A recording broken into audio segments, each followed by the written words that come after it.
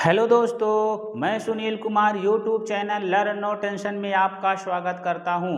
आज हम इस वीडियो के माध्यम से कक्षा 10 गणित अध्याय 2 बहुपद में आज हम पढ़ने वाले हैं बहुपद के शून्यकों का ज्यामितीय अर्थ को समझकर प्रश्नावली 2.1 के प्रश्न को सरल करना सीखेंगे। इसके पिछले वीडियो में हमने बहुपद से संबंधित बेसिक चीज़ों पर चर्चा किया था, पढ़ा था। यदि आपने उस वीडियो को नहीं देखा है तो प्लीज़ ज़रूर देखें। और हाँ, यदि आपने मेरे YouTube channel learn no tension को सब्सक्राइब नहीं किया है तो प्लीज़ ज़रूर करें और बेल आइकन को दबाकर ऑल पर कर लें ताकि मेरे हर एक वीडियो का नोटिफिकेशन सबसे पहले आपको मिले। तो चलिए हम शुरू करते हैं। मैं आपको मौखिक रूप से बताए देता हूं कि बहुपद क्या है। बहुपद एक ऐसा बीजीय व्यंजक होता है जिसमें एक या एक से अधिक पद होते हैं तथा चर का घात पूर्ण संख्या में होता है, बहुपद कहलाता है। और हमने पिछले ही वीडियो में शून्यक के बारे में भी पढ़ा था। किसी बहुपद के चर का वह मान जो बहुपद को शून्य के बराबर कर देता है या शून्य कर देता है, वह बहुपद का शून्यक कहलाता है। आइए हम बहुपद के शून्यांकों का ज्यामितीय अर्थ रैखिक बहुपद के व्यापक रूप से समझते हैं। सबसे पहले तो ये जान लेते हैं कि रैखिक बहुपद भी क्या होता है। एक ऐसा बहुपद जिसके चर का अधिकतम घात 1 होता है रैखिक बहुपद कहलाता है, जिसका व्यापक रूप होता है px बराबर ax प्लस b, जहाँ a कभी भी शून्य के बराबर नहीं होगा। आइए हम इस बहुपद को y के संगत रैखिक समीकरण के रूप में लिख लेते हैं। तो y बराबर ax प्लस b। 9वीं कक्षा में हमने पढ़ा था कि किसी भी रैखिक समीकरण का आलेख सदैव सरल रेखा में प्राप्त होता है। ठीक उसी प्रकार से इस रैखिक समीकरण का आलेख यदि हम खींचें तो इसका आलेख सरल रेखा में कुछ इस प्रकार से प्राप्त होगा। यह सरल रेखा x अक्ष को इस बिंदु पर प्रतिच्छेद कर रहा है, अर्थात x अक्ष को यह ग्राफ केवल और केवल एक बिंदु पर प्रतिच्छेद कर रहा है और वह जिस बिंदु पर प्रतिच्छेद कर रहा है उस बिंदु का निर्देशांक क्या है। आइए हम इसे निकालने के लिए हम 9वीं कक्षा में ही पढ़े थे कि किसी भी बहुपद का शून्यक सीधे सीधे उस बहुपद को शून्य के बराबर करके हम शून्यक ज्ञात कर सकते हैं। जैसे बहुपद px को क्या कर देंगे, शून्य के बराबर, अर्थात ये हो जाएगा ax प्लस b बराबर 0। तो ax बराबर पंचांतर करेंगे तो ये माइनस b हो जाएगा और यहाँ से हमें मिलेगा x बराबर माइनस b बटा a। वापिस से जब x बराबर माइनस b बटा a इस रैखिक समीकरण में रखेंगे तो हमें y का मान निकल आएगा 0, अर्थात यह सरल रेखा x अक्ष को माइनस b बटा a और 0 पर प्रतिच्छेद करेगा, अर्थात यह सरल रेखा x अक्ष को माइनस b बटा a कामा 0 पर प्रतिच्छेद कर रहा है। यहाँ आप ध्यान देंगे कि इस बहुपद का शून्यक क्या है, माइनस b बटा a, और यह इस बहुपद अर्थात इस समीकरण का आलेख x अक्ष को भी माइनस b बटा a कामा 0 पर प्रतिच्छेद कर रहा है। और जो इस बहुपद का शून्यक है वह इस बिंदु का क्या है, x निर्देशांक। तो मैं लिख दूंगा यहाँ पे कि y बराबर px का शून्यक क्या है,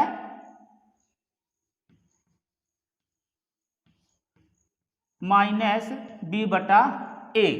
आइए इसे हम एक उदाहरण के माध्यम से समझते हैं। माना कोई रैखिक बहुपद px बराबर 2x प्लस 3, इसे भी y के संगत समीकरण के रूप में लिख देंगे तो y बराबर 2x प्लस 3।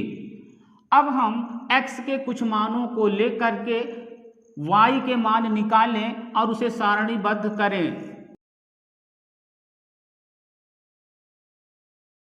देखिए, जब मैं x के स्थान पर -2 रखूंगा तो यह मिलेगा -1, और जब x के स्थान पर 0 रखूंगा तो मुझे मिलेगा केवल 3। इसी प्रकार से x के स्थान पर जब 1 रखूंगा तो मुझे y का मान क्या मिलेगा 5। अब आइए इन मानों को ग्राफ पेपर पर अंकित करके ग्राफ खींचें तो इस रैखिक समीकरण अर्थात रैखिक बहुपद का आलेख भी हमें कुछ इस प्रकार से प्राप्त होगा। y बराबर 2x + 3 का जो ग्राफ है हमें एक सरल रेखा के रूप में प्राप्त होता है। यह ग्राफ x अक्ष को ठीक -1 और -2 के बीचों बीच प्रतिच्छेद कर रहा है। तो इस प्रतिच्छेद बिंदु का निर्देशांक ठीक इसी प्रकार से हम निकाल सकते हैं। तो निकाल लेंगे कि 2x + 3 बराबर 0 हो जाएगा, तो 2x बराबर -3, तो यहाँ से x बराबर -3/2 और वापिस से जब इस रैखिक समीकरण में x बराबर -3/2 रखेंगे तो y बराबर हमें 0 मिलेगा। अर्थात यह सरल रेखा x अक्ष को -3/2 और 0 पर प्रतिच्छेद कर रहा है। ऐसे समझिए कि सरल रेखा के द्वारा x अक्ष को प्रतिच्छेद करने वाले बिंदु का x निर्देशांक इस बहुपद का शून्यक है। तो आइए मैं इसे एक व्यापक रूप से यहाँ पे लिखे देता हूँ। रैखिक बहुपद px बराबर ax + b, जहाँ a बराबर नहीं है 0 के, का शून्यक -b/a है, जो y बराबर ax + b का ग्राफ x अक्ष को प्रतिच्छेद करने वाले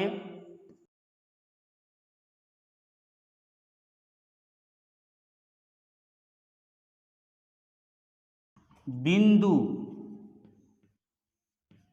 -b/a, 0 का x निर्देशांक है।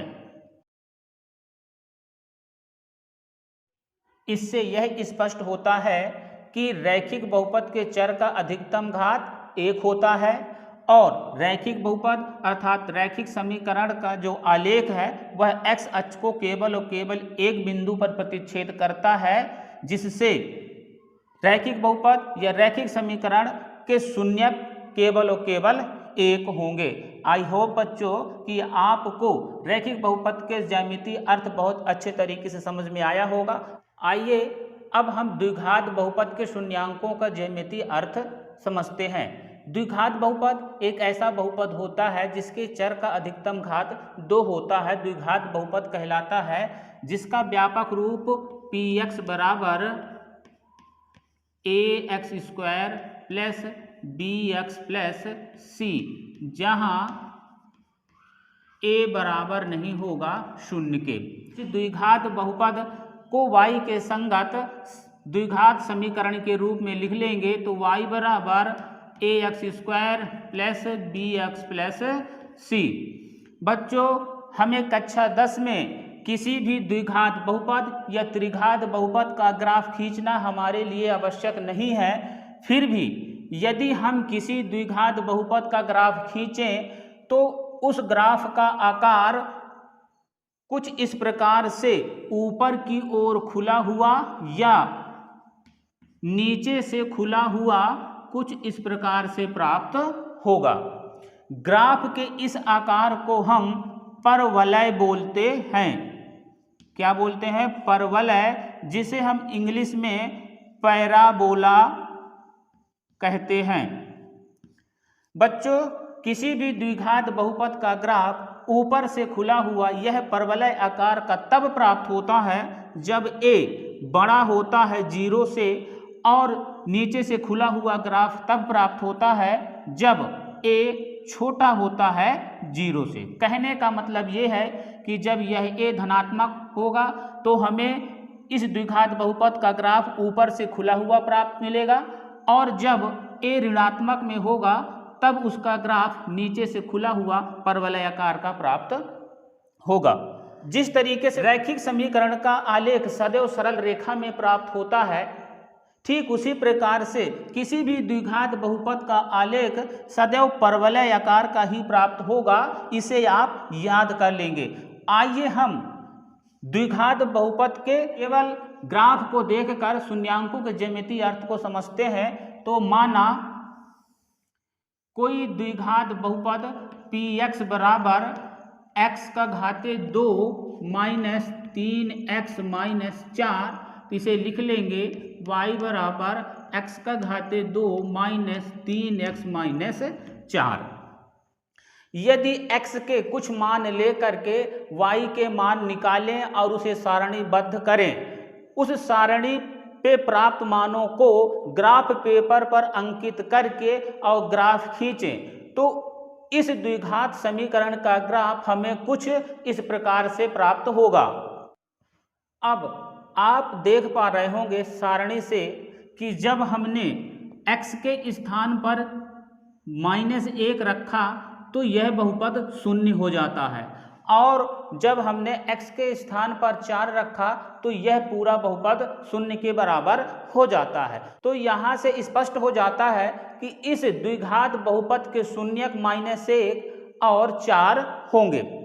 अब आइए इस ग्राफ को हम थोड़ा नज़र डालते हैं। हम देख पा रहे हैं कि इस द्विघात बहुपद का ग्राफ ऊपर से खुला हुआ कुछ इस प्रकार से परवलय आकार का प्राप्त होता है, और यह परवलय आकार का ग्राफ x अक्ष को इस बिंदु पर और इस बिंदु पर प्रतिच्छेद करता है। अतः इस बिंदु का निर्देशांक कह सकते हैं कि यह -1 और 0 होगा, और इस बिंदु का निर्देशांक 4 और 0 है। तो हमने अभी सारणी से देखा कि -1 और 4 इस द्विघात बहुपद के शून्यक हैं, और यहाँ भी आप देखेंगे कि इस बिंदु का निर्देशांक -1 और 0, जो x निर्देशांक है वह -1 है, और इसका भी x निर्देशांक जो है वो 4 है। इससे यह स्पष्ट होता है कि द्विघात बहुपद के ग्राफ x अक्ष को जिस बिंदु पर प्रतिच्छेद करता है उस बिंदु का x निर्देशांक द्विघात बहुपद के शून्यक होते हैं, और द्विघात बहुपद का घात अधिकतम 2 होता है, और वह x अक्ष को भी अधिक से अधिक 2 बिंदुओं पर प्रतिच्छेद करता है। इससे यह स्पष्ट होता है कि इसके अधिक से अधिक 2 शून्यक होंगे। तो आइए मैं इसे लिखे देता हूं कि द्विघात बहुपद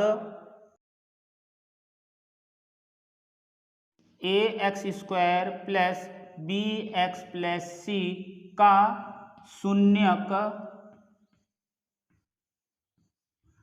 उन बिंदुओं के x निर्देशांक हैं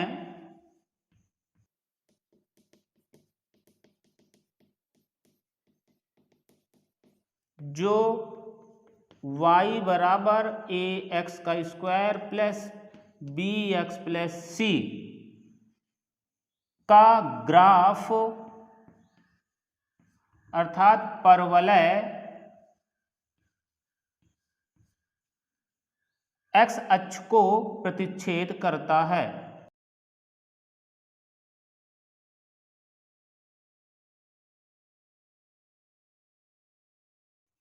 अब इस ग्राफ के आकार का आकलन करने के पश्चात हमें 3 स्थितियां प्राप्त होती हैं। चलिए जल्दी से उन 3 स्थितियों के बारे में भी हम समझ लेते हैं। ये रहा द्विघात बहुपद के ग्राफ की 3 स्थितियां।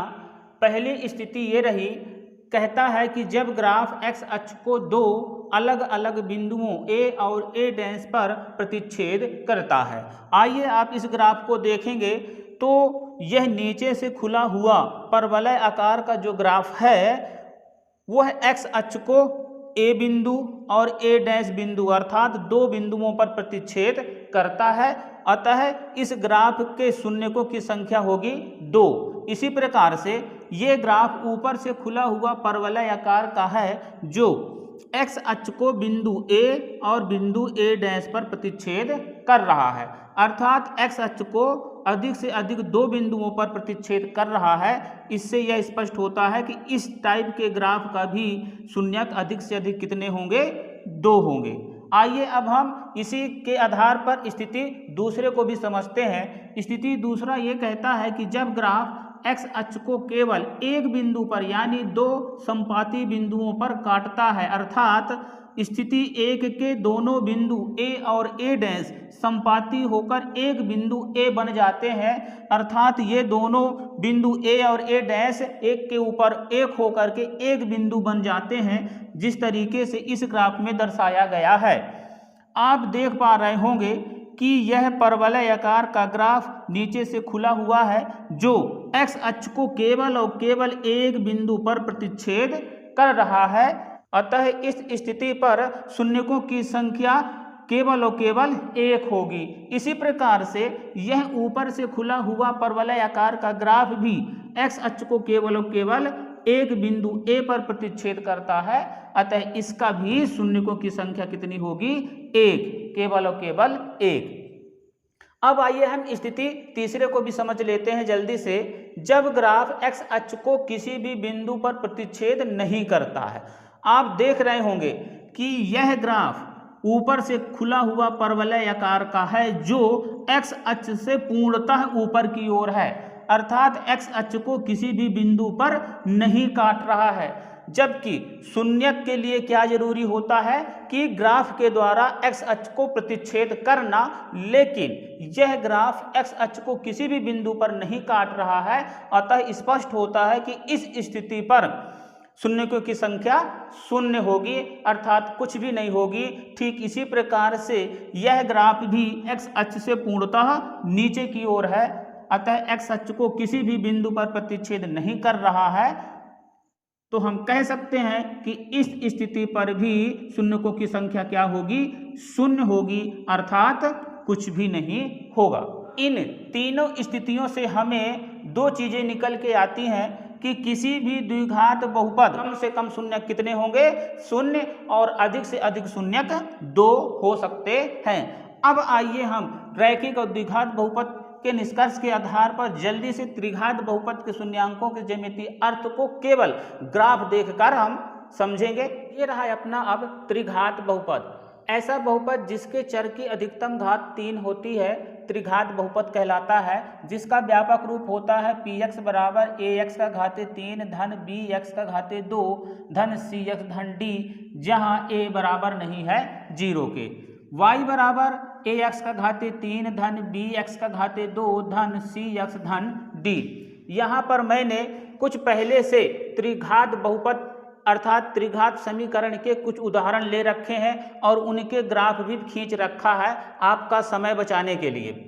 आइए हम रैखिक बहुपद और द्विघात बहुपद के निष्कर्ष के अनुसार त्रिघात बहुपद के शून्यांकों के ज्यामितीय अर्थ को समझते हैं।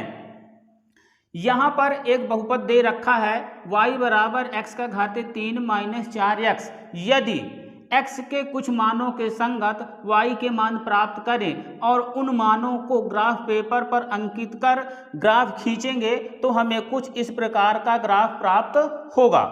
आप इस ग्राफ को देख पा रहे होंगे कि यह ग्राफ x अक्ष को एक बिंदु, दो बिंदु और तीसरे बिंदु पर प्रतिच्छेद कर रहा है, अर्थात ग्राफ के द्वारा x अक्ष को प्रतिच्छेद करने वाले बिंदुओं की अधिकतम संख्या कितनी है, 3। तो हम कह सकते हैं कि इस त्रिघात बहुपद के शून्यांकों की संख्या कितनी होगी, 3। ठीक इसी प्रकार से इस एग्जाम्पल के द्वारा भी आप समझ सकते हैं कि जब हम y बराबर x का घाते 3 x के कुछ मान लेकर y के मान प्राप्त करेंगे और उनका ग्राफ खींचेंगे तो हमें कुछ इस टाइप का ग्राफ प्राप्त होगा। यह ग्राफ जो है x अक्ष को केवल और केवल एक बिंदु पर प्रतिच्छेद कर रहा है। इससे यह स्पष्ट होता है कि x अक्ष को प्रतिच्छेद करने वाले बिंदुओं की संख्या 1, तो इस त्रिघात बहुपद के शून्यकों की संख्या भी कितनी होगी, केवल और केवल 1। ठीक उसी प्रकार से यहाँ भी आप समझ सकते हैं कि जब इस त्रिघात बहुपद या त्रिघात समीकरण का आलेख खींचेंगे तो हमें कुछ इस प्रकार से प्राप्त होगा और यह ग्राफ x अक्ष को एक बिंदु और दूसरे बिंदु पर प्रतिच्छेद कर रहा है, अर्थात प्रतिच्छेद बिंदुओं की संख्या 2 है, तो हम कह सकते हैं कि इस त्रिघात बहुपद या त्रिघात समीकरण के ग्राफ के शून्यकों की संख्या 2 होगी। अब इन तीनों ग्राफों से हमें एक बात और स्पष्ट हो रहा है कि किसी भी त्रिघात बहुपद के अधिक से अधिक कितने शून्यक होंगे, 3, और कम से कम शून्यकों की संख्या कितनी होगी, 1। आई होप बच्चों कि आपको रैखिक बहुपद, द्विघात बहुपद और त्रिघात बहुपद के शून्यांकों का ज्यामितीय अर्थ बहुत अच्छे तरीके से समझ में आया होगा। यदि आपने इन तीनों प्रकार के बहुपदों के ज्यामितीय अर्थ को समझा होगा तो प्रश्नावली 2.1 के प्रश्न क्रमांक 1 को चुटकियों में सरल कर पाएंगे, मेरा वादा है। चलिए हम प्रश्नावली 2.1 के प्रश्न क्रमांक 1 को सरल करना सीखते हैं। तो ये रहा प्रश्न क्रमांक 1। प्रश्नावली 2.1 में केवल एक ही प्रश्न दिया गया है और वो ये है कि किसी बहुपद px के लिए y बराबर px का ग्राफ नीचे आकृति 2.10 में दिया है। प्रत्येक स्थिति में px के शून्यकों की संख्या ज्ञात कीजिए। यहाँ पे कोई एक बहुपद है और उस बहुपद को y के संगत समीकरण के रूप में लिखा गया है, जिनका ग्राफ हमें नीचे 6 ग्राफ दिए गए हैं, जिसमें से मैंने यहाँ पे 3 ग्राफ ले रखा है और शेष 3 ग्राफों को हम बाद में सरल करेंगे। इन 6 ग्राफ में हमें ये पूछा गया है कि शून्यकों की संख्या कितनी है। हमें पता है, हमने अभी अभी पढ़ा है कि जितने बिंदुओं पर वह ग्राफ x अक्ष को प्रतिच्छेद करेगा उतने ही उस ग्राफ के शून्यक होंगे।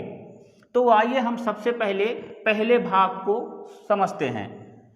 ये रहा हमारा x अक्ष और ये रहा हमारा y अक्ष, अर्थात क्षैतिज रेखा x अक्ष कहलाती है और ऊर्ध्वाधर रेखा y अक्ष कहलाती है।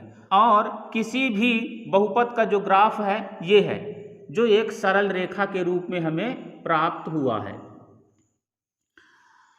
आप देख पा रहे होंगे कि यह सरल रेखा x अक्ष को किसी भी बिंदु पर प्रतिच्छेद नहीं कर रहा है। हमें पता है कि शून्यक के लिए क्या जरूरी है कि किसी भी ग्राफ के द्वारा x अक्ष को प्रतिच्छेद करना, जबकि यह ग्राफ x अक्ष को कहीं पर भी नहीं काट रहा है। इससे यह स्पष्ट होता है कि इस ग्राफ अर्थात इस सरल रेखा जो ग्राफ है इसके शून्यकों की संख्या कितनी होगी, 0 होगी, अर्थात कुछ भी नहीं होगी। तो आइए हम यहाँ पे इसको लिख देते हैं कि शून्यकों की संख्या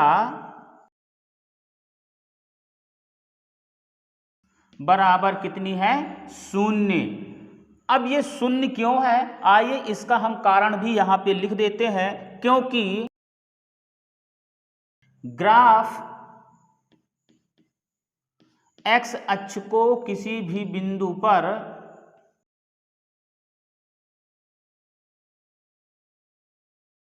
प्रतिच्छेद नहीं करता।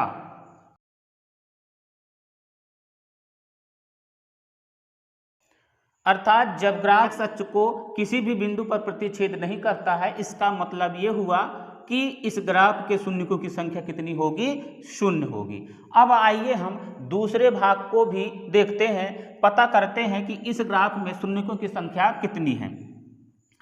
आप देख रहे होंगे कि ये ग्राफ x अक्ष को केवल और केवल एक बिंदु पर प्रतिच्छेद कर रहा है। ग्राफ x अक्ष को केवल एक बिंदु पर प्रतिच्छेद करता है, इसका मतलब ये हुआ कि इस ग्राफ का शून्यकों की संख्या कितनी होगी, केवल और केवल 1। तो लिख देंगे कि शून्यकों की संख्या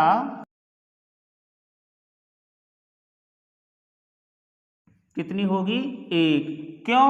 क्योंकि ग्राफ x अक्ष को केवल और केवल एक बिंदु पर प्रतिच्छेद करता है। क्योंकि ग्राफ x अक्ष को केवल एक बिंदु पर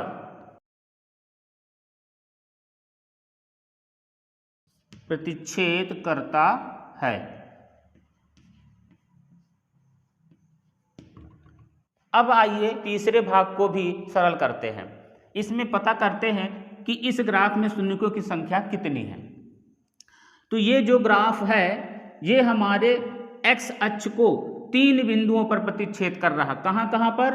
एक ये बिंदु पर, दूसरा इस बिंदु पर और तीसरा इस बिंदु पर। ग्राफ एक्स अक्ष को 3 बिंदुओं पर प्रतिच्छेद करता है, अतः इस ग्राफ के शून्यकों की संख्या कितनी होगी? 3 होगी। तो लिखेंगे शून्यकों की संख्या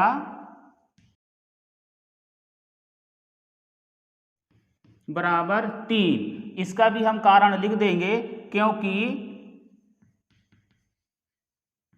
ग्राफ एक्स अक्ष को 3 बिंदुओं पर प्रतिच्छेद करता है।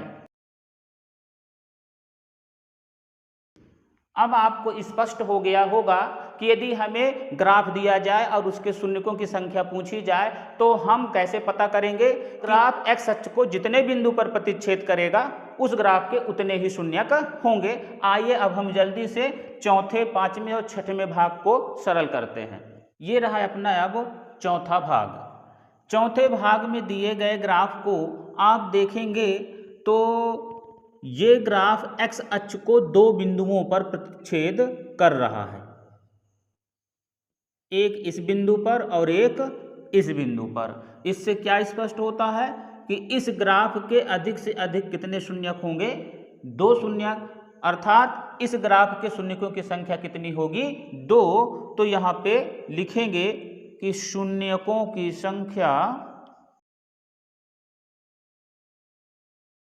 बराबर 2, क्योंकि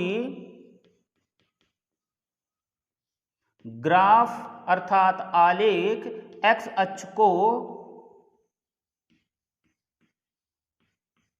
2 बिंदुओं पर प्रतिच्छेद करता है।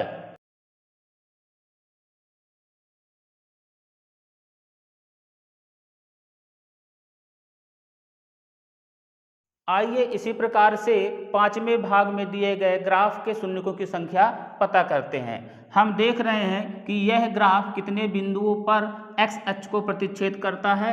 एक बिंदु, दूसरा बिंदु और तीसरे बिंदु और यह चौथे बिंदु पर। अर्थात यह ग्राफ एक्स अक्ष को 4 बिंदुओं पर प्रतिच्छेद करता है, अतः इस ग्राफ के अधिक से अधिक 4 शून्यक होंगे। तो हम लिख देंगे कि यहाँ पर शून्यकों की संख्या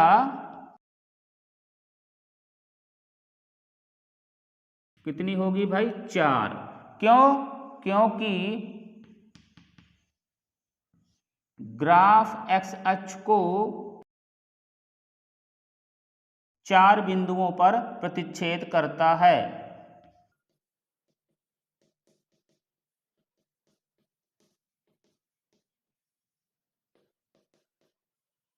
आइए अब हम अंतिम भाग को भी सरल करते हैं। यह ग्राफ हम देख रहे हैं कि एक्स अक्ष को 1, 2 और 3 बिंदुओं पर प्रतिच्छेद कर रहा है। 1 बिंदु, 2 बिंदु और 3 बिंदुओं। अतः इससे यह स्पष्ट होता है कि इस ग्राफ के शून्यकों की संख्या कितनी होगी? 3 होगी। तो यहाँ भी लिख देंगे कि शून्यकों की संख्या बराबर 3, क्योंकि ग्राफ एक्स अक्ष को 3 बिंदुओं पर प्रतिच्छेद करता है।